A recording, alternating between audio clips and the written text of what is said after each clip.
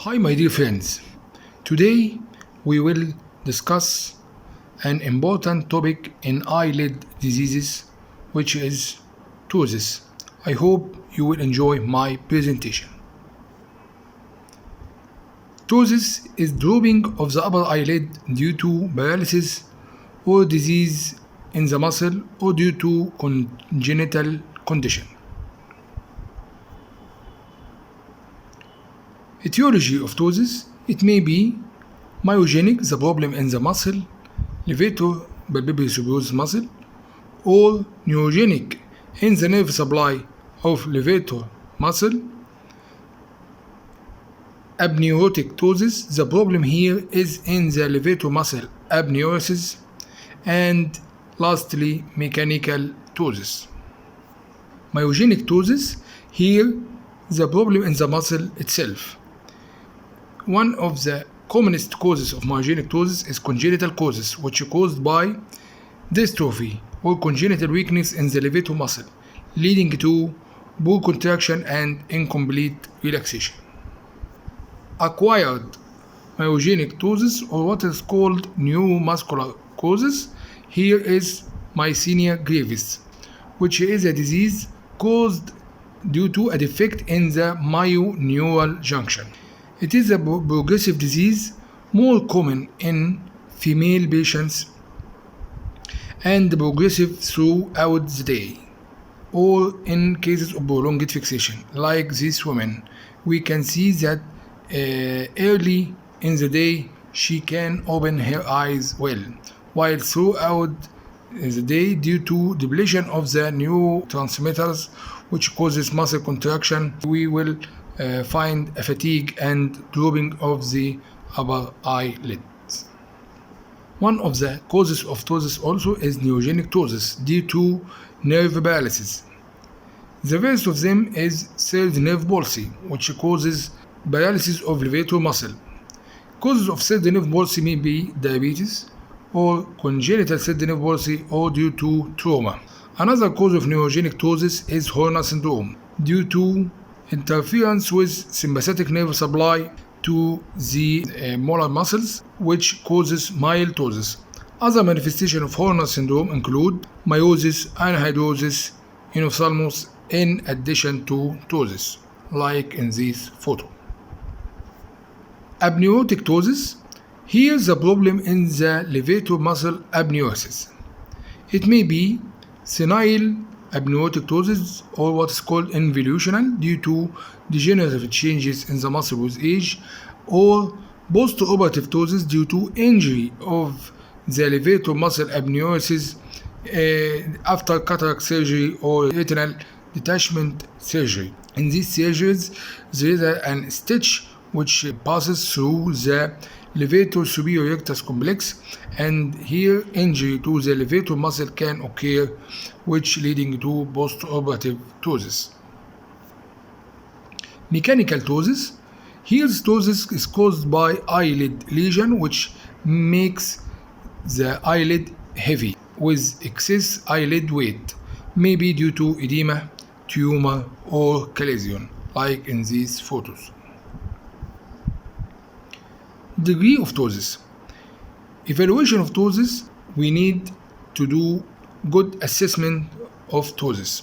The first method is assessment of degree of ptosis by what's called marginal reflex distance, which is the distance between the upper eyelid margin and light reflex.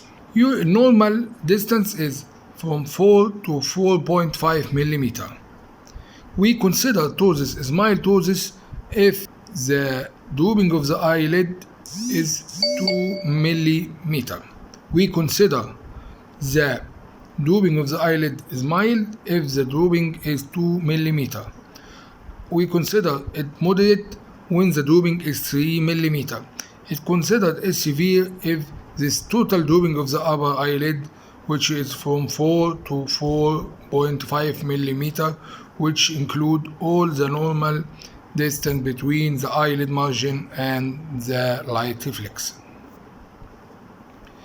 Another test which is needed to evaluate the function of the levator muscle is levator function tests. The first of them is the Levator function or upper lid excavation test, which evaluates the movement of the levator muscle from down gaze to up gaze. We, as this photo, we make a comparison by the examiner finger on the eyebrow and make the patient looks down and asked him to elevate the upper eyelid. We evaluate the degree of movement by a ruler. Usually, it reflects the levator muscle function. It is normal when the eyelid move about 15 mm or more. It's considered good function if it moves 12 mm or more. It's considered fair levator function if it moves from 5 to 11 mm, and we lastly considered it is poor levator function if the eyelid move only 4 mm or less. Another factor we can use to judge the levator function is upper eyelid crease presence. The presence of upper eyelid crease means that the levator function is good, while if it is absent means that the levator function is absent.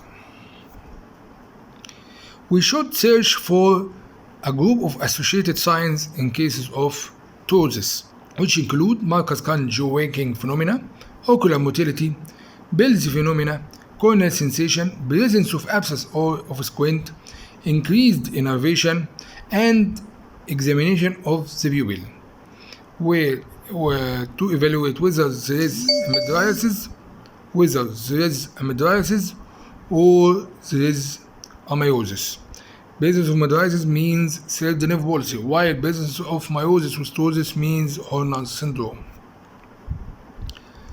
The first thing is Marcus jaw waking phenomena, which is a congenital condition characterized by abnormal connection between mandibular branches of trigeminal nerve with third nerve or oculomotor nerve, leading to when any ptosis can be corrected when the patient makes contractions of muscles of mastications, like these photos. We can notice that any contraction of muscles of mastication will correct the ptosis. Another thing we should search for is palsy phenomena. Before we do surgery for a patient with ptosis, we should detect the presence or absence of palsy phenomena. Palsy phenomena means that in closure of the eye moves upwards, so it is protected from exposure. After ptosis surgery, especially early postoperative, there is some exposure of the globe. If there is absence of palsy phenomena, this means that the cornea will be exposed, so exposure keratitis can occur and complication will occur for the patient. Corneal sensation, very important to detect and evaluate the corneal sensation by like this test. We take a piece of cotton and mix it near to the cornea. If blinking occurs, this means intact corneal sensation. If no blinking means that absent corneal sensation, and this means if we do surgery for this patient for ptosis correction, this will mean exposure keratitis and neurotrophic keratitis, and also corneal opacification and complicated ptosis surgery. Effect of hearing low in ptosis with increased innervation, very important to detect if the other eye is ptotic or not. Why?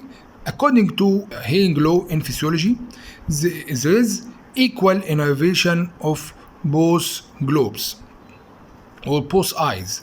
So when we correct ptosis in one eye due to increased innervation to the other eye, this can mask the presence of ptosis. So when surgery is done in one eye, the innervation will decrease to this ptotic eye, and here we will find ptosis in the other eye. In this photo, we can notice that there is ptosis in the left eye. But when we correct it by elevation of the upper eyelid in the left eye, there is ptosis in the right eye, which here is unmasked. So this is very important before we do ptosis surgery. Pupil appearance, as we mentioned before, ptosis with pupil mydriasis means third nerve palsy, while ptosis with myotic pupil means Horner syndrome. Differential diagnosis. Very important to detect if this ptosis is real ptosis or pseudoptosis. Pseudoptosis can be in the site of affected eye due to lack of support, as in cases of atrophic eye, or in cases of hypotropia due to eye move downwards, so it appears that the eyelid away from the cornea, and here we can mistaken that this eye is ptotic. And in cases of excessive dermatochalasis, which make some degree of mechanical ptosis, while here when dermatochalasis surgery is done by blepharoplasty surgery, ptosis will be corrected, not by ptosis surgery. In contralateral side, we can think that there is ptosis if there is lid retraction or cerebral ptosis. Here we can mistaken for this eye if there is problem in the other eye, as in cases of contralateral side problems like lid retraction and severe proptosis. Treatment of ptosis. Here the aim of surgery should include the following: maintenance of correct eyelid position. We should know that the upper eyelid should cover only the upper 1/6 of the cornea. Second important thing is preservation of normal eyelid crease for cosmetic aspect of the patient. The third thing is maintenance of normal tear film and avoid dry eye, which can lead to corneal ulceration and infection and problems. And lastly, prevention of exposure keratopathy by prevention of overcorrection. As we mentioned before, very important to search for Bell's phenomena and avoid overcorrection by surgery to avoid the great exposure to the cornea and exposure keratitis and ulceration and opacification. The first surgery is called frontalis sling.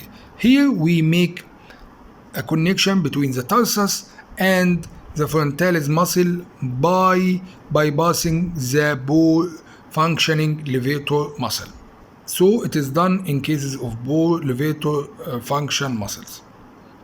This sling make a connection between the tarsus directly to the frontalis muscle.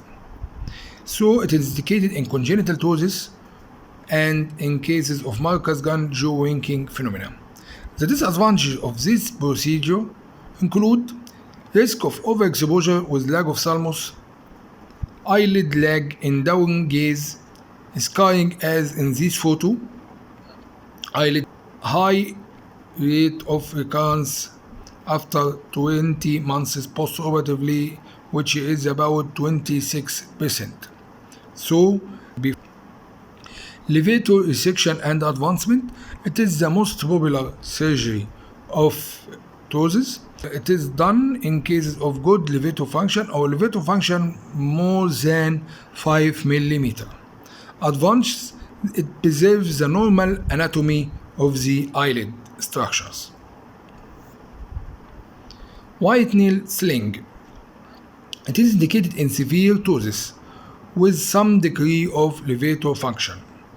This procedure involves levator resection up to the point of white nail ligament, which is a superior transverse ligament above the connection between the fleshy part of the levator muscle and the amniotic part of the levator muscle.